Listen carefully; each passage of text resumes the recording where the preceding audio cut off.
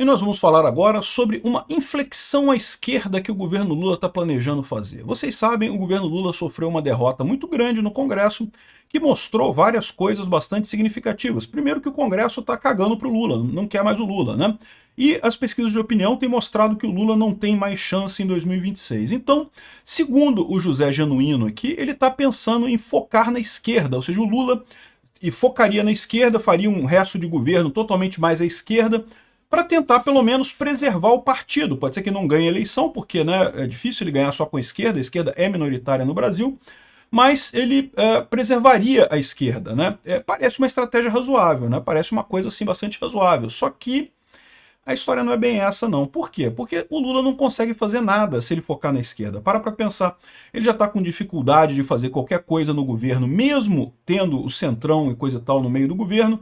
Se ele focar na esquerda, aí que ele não vai ter mais chance de fazer nada mesmo, né? Só que aí, o que ele pode fazer? Ele pode ir para o STF. Ele já foi para o STF na questão do IOF. Judicialização do IOF vira guerra entre governistas e oposição. Ou seja, o Lula jogou o caso para o STF. E olha só que coisa mais curiosa ainda. O sorteio, deu sorteio para o Gilmar Mendes, né? Que já tinha até dado uma declaração achando que isso não devia ser judicializado e coisa e tal. Aí o que aconteceu? Ele conversou com o Barroso e acabou indo para o Alexandre de Moraes. Então quem vai relatar esse caso do IOF é o Alexandre de Moraes. Olha que coisa curiosa. Esse caso, eu vou falar para vocês, é um divisor de águas, tá? Essa semana a gente teve notícias boas e notícias ruins. Notícias ruins, o STF cada vez mais autoritário, fazendo censura e não sei o que lá, uma situação muito ruim, né? De outro lado, o Congresso dando uma lição no Lula, as pesquisas mostrando o Lula totalmente perdido, ou seja, a gente está numa situação de recrudescimento da ditadura aqui no Brasil, mas tudo indica que numa eleição em 2026 isso pode começar a reverter a coisa. A gente pode começar em 2026, como eu já expliquei para vocês, o próximo presidente elege 3 ministros do STF, se bobear, se tivermos um Congresso ativo, um Congresso mais à direita, um Congresso mais identificado com o povo brasileiro, ele pode tirar mais 1 ou 2 ministros do STF, e com isso a gente já teria em muito pouco tempo uma maioria no STF, poderíamos desfazer todas essas lambanças que o STF atual está fazendo, né?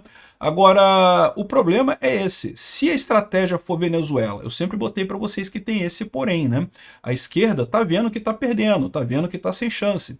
Se a estratégia virar Venezuela, em que justamente o executivo com o judiciário se fecharam, anularam o Congresso, anularam a vontade popular, e estão desde então governando numa ditadura terrível lá na Venezuela, que destruiu o Brasil, destruiu o país completamente, né? Essa notícia foi sugerida por aquilo que eu falo para vocês, Flavinho do Pneu e várias outras pessoas.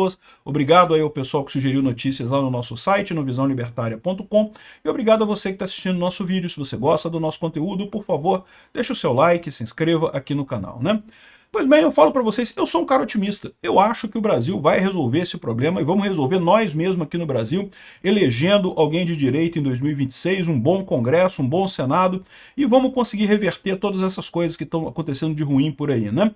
E faz até sentido, porque depois dessa pancada que o Lula tomou nas decisões do Congresso, já está muito claro que o Lula tem muito pouca chance em 2026. O José Genuíno, que é um analista lá do PT e coisa e tal, ele já está recomendando ao Lula que não, a reeleição de Lula exigirá inflexão radical à esquerda. Ou seja, ele quer que o Lula agora adote a pauta esquerdista e vá para a esquerda. É um movimento parecido com o que o Partido Democrata fez com o Biden, tá? Vocês lembram, o Biden é um cara mais de centro lá nos Estados Unidos. Tiraram o Biden em cima da hora da eleição e botaram a Kamala Harris, né? Aqui no Brasil, o PT não tem uma Kamala Harris da vida, ou alguém que faça esse papel que ele pudesse colocar. Talvez o Boulos, né? Mas o Boulos é muito queimado nessa história. Enfim, o ponto é, a esquerda está querendo ir para a esquerda, radicalizar na esquerda. E lá nos Estados Unidos eles achavam que isso daria votos suficientes para alguma coisa, a gente viu que não, ao contrário, eles perderam flagrosamente a eleição de 2024, perderam com muita folga em todos os estados, balança lá, eles acabaram perdendo, né? Por quê? Porque a esquerda é minoria, né? E mais do que minoria, aqui no Brasil também, a esquerda não tem capilaridade. Se você pegar os partidos políticos no Brasil, os partidos de esquerda e também os de direita, tá, eles são muito concentrados em grandes cidades. não tem capilaridade em cidadezinha do interior, não tem o mundão, né? E eu já expliquei para vocês que nós aqui que gostamos de política, né? Quem está aqui no meu canal é porque gosta de política, né? E a gente discute política, coisa, mas a gente tem que lembrar que uma boa parte da população brasileira não está tão interessada em política assim, tá? No final das contas, não está com essa... E aí é muito importante esse papel que eu falo sempre para vocês, da estrutura partidária. Do cara que tem lá o pastor na igrejinha, que tem o líder comunitário, que tem o vizinho fofoqueiro que gosta de fazer fofoca e conhece todo mundo no bairro. Essas pessoas são contratadas como cabo eleitoral e coisa e tal e fazem esse trabalho. É preciso ter uma estrutura partidária para isso. E quem é que tem essa estrutura partidária? É PMDB, PSD, alguns partidos assim, esses são os principais partidos, né? E são partidos de centro, partidos que não têm uma ideologia muito grande. E repara por quê, né? Justamente porque para eles não precisa de ideologia. Eles não estão combatendo no nível das ideias, eles estão combatendo no nível da inação. Eles vão lá para tentar trazer a pessoa que não está interessada em nada para ir votar. É isso que interessa para eles, né? E isso é uma força poderosa aqui no Brasil, né?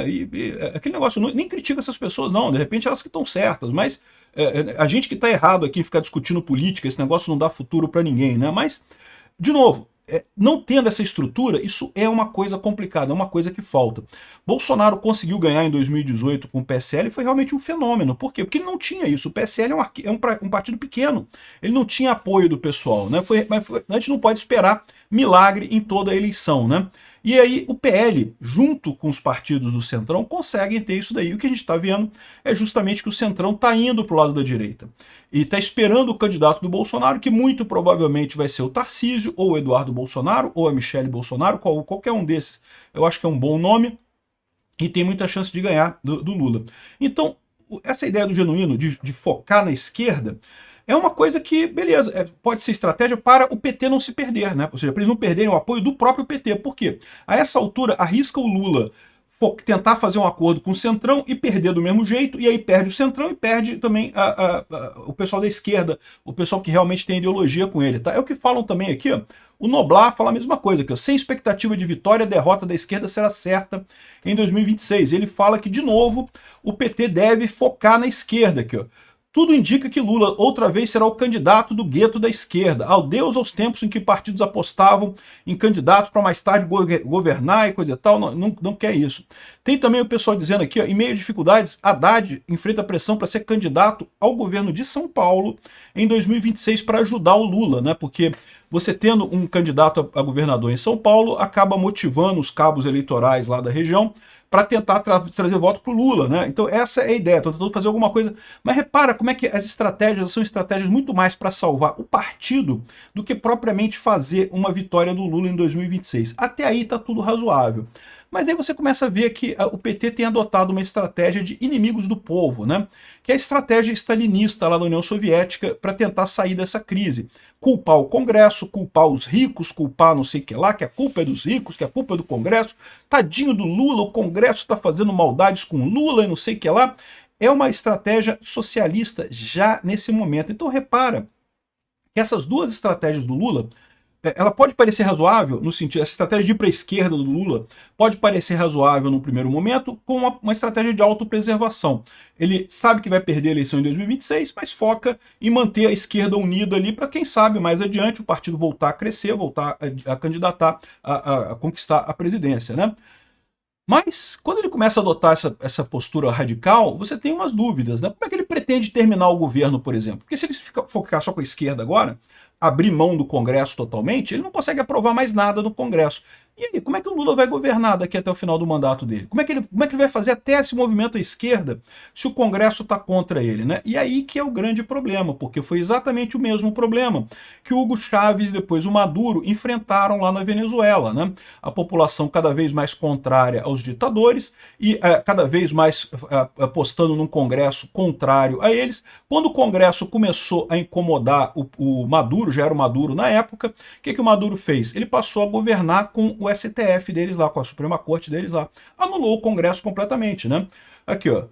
Judicialização do IOF virou guerra entre governistas e oposição. Ou seja, o Lula foi pro pau. Vai mandar o negócio do IOF pro STF. E eu digo mais, se isso daqui passar no STF, se por um acaso, né, o Alexandre de Moraes, que é o relator desse negócio, como eu falei, foi sorteado o Gilmar Mendes, aí deram um jeito lá, pegaram um caso que tinha lá de questionamento, disseram, não, por prevenção, tem Alexandre de Moraes que vai decidir essa questão do IOF, né? E isso é uma coisa que assusta. Por quê? Porque o Alexandre de Moraes, ele sabe que se a direita ganhar em 2026, ele está ferrado, né? Ele sabe, essa conta que eu estou fazendo com vocês aqui, que o próximo presidente elege 3 ministros do STF, e se bobear um Senado que ainda pode botar mais alguém lá, pode tirar mais um lá, o Alexandre de Moraes sabe que o primeiro da lista é ele, né? Então, existe um risco grande. O Alexandre de Moraes quer muito que o governo Lula dê certo, que o governo Lula continue, né? Então, essa é a situação. O que eu vejo da coisa, a gente está num divisor de águas. Essa semana, por um lado, foi muito boa para a direita, né? O Congresso deu essa banana para o Lula, mostrou que o Lula não tem sustentação nenhuma, ou seja, matou o governo Lula praticamente. Por outro lado, foi muito ruim com as ações do STF com censura e coisa e tal. A gente está no divisor de águas, naquele ponto ali, ó. Se der um pouquinho para cá aqui, ó, a tendência é tudo melhorar e a gente ir para o lado certo. Se por outro lado, a gente for para o outro lado aqui, ó, a tendência é tudo piorar e ir pior para o outro lado, né? Então, eu não sei qual vai ser a decisão do Alexandre de Moraes nesse caso. Eu espero que ele não aceite sacrificar o Brasil inteiro por conta da ambição pessoal dele, por conta da comodidade pessoal dele de ter um governo de esquerda que atenda as vontades dele lá, né? Então, eu não sei qual vai ser a decisão dele, mas o que eu digo para vocês é o seguinte, esse é o divisor de águas, essa é a ponta da agulha ali, é o ponto em que a coisa vai se dividir um para um lado e para o outro. Se o Alexandre de Moraes decidir, de fato, anular o Congresso e validar o IOF do Lula, acabou o Congresso não tem mais voto nenhum. Acabou tudo. Eu acho que a gente vai começar agora a ir num caminho cada vez mais Venezuela, cada vez mais a Suprema Corte ignorando o Lula indo cada vez mais para a esquerda, focando na esquerda, porque não precisa se preocupar mais com o Congresso, não precisa se preocupar com o povo brasileiro, o STF vai dar aval para ele, então vamos cada vez mais para nível Venezuela e vai ser um futuro muito duro para a gente, tá? Não vou enganar vocês não. Se for nesse sentido, esse divisor de águas, se for nesse sentido, a gente vai ter anos muito difíceis aqui por muito tempo.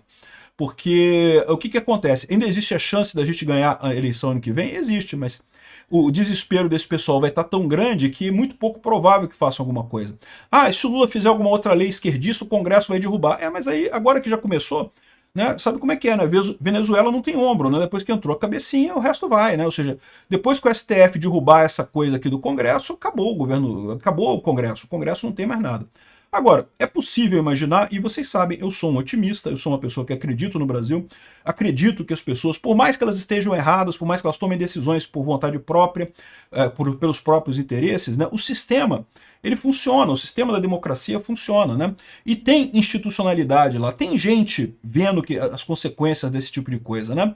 Então, eu tenho expectativa que talvez o Alexandre de Moraes vá para o outro lado, que negue o IOF, ou mais do que isso, que force o Lula a fazer o que tinha combinado com ele desde o início, né? Porque vocês lembram, todo mundo sabe, o Alckmin foi indicação do Alexandre de Moraes para o governo Lula, né? E todo mundo sabe que a ideia era que o Lula governasse 2 anos, o Alckmin 2 anos. O Lula, no final das contas, não quis abrir mão disso daí. É possível que o Alexandre de Moraes agora lembre o Lula dessa conversa. Não sei, pode ser que aconteça isso. Ou pode ser que ele simplesmente negue o pedido do Lula. Não porque ele morra de amores pelo Congresso, mas porque ele também não quer prejudicar não quer ajudar o Lula também. Ele quer agora... O Alexandre de Moraes quer o PSDB. Ele quer o PSD. Então talvez seja este o caminho. Vamos ver o que vai acontecer. E se, de novo, se a gente for para o caminho bom, se realmente a derrubada do IOF continuar valendo, o STF não aceitar isso daí, você tem a situação em que o Lula sabe agora que não pode fazer mais nada. De novo, acho que é quase a mesma coisa, né? Ele vai ter que renunciar, porque ele não tem mais como governar, não tem como chegar até o final do governo na situação que ele está agora, né? E aí assumiria o Alckmin, que é o que o Alexandre de Moraes queria desde o início, né? Isso é um ponto que pode ser politicamente complicado para a gente, mas seria positivo para o povo brasileiro, né? Ou seja, dificultaria a vitória da direita em 2026, o Alckmin assumindo. Por outro lado, melhoraria a situação toda do povo, né? E seria a derrota da esquerda completamente. A gente passaria a ter a janela de Overton movendo para a direita. Em 2026 a gente vai ter, sei lá, Bolsonaro, Tarcísio versus Alckmin. Eu ainda sou mais Bolsonaro e Tarcísio, tá? Mas enfim. Ou seja, o meu ponto é esse. A gente está no divisor de águas. Se a gente for para cá, se essa decisão do IOF realmente anular o Congresso, Meu amigo, estamos indo para a Venezuela. Não estou dizendo que o Brasil não tenha mais futuro, eu sou um otimista, só que vai ser muito mais demorado. Vamos ter aí mais uns 20 anos de ditadura aqui no Brasil, até a gente conseguir derrubar esse pessoal, vai levar muito mais tempo, né? Por outro lado, se a gente for para o outro lado, se essa aguinha que está na divisor de águas ele cair para o outro lado, a gente pode resolver isso muito mais rápido. Vamos ver qual vai ser a decisão do Alexandre de Moraes.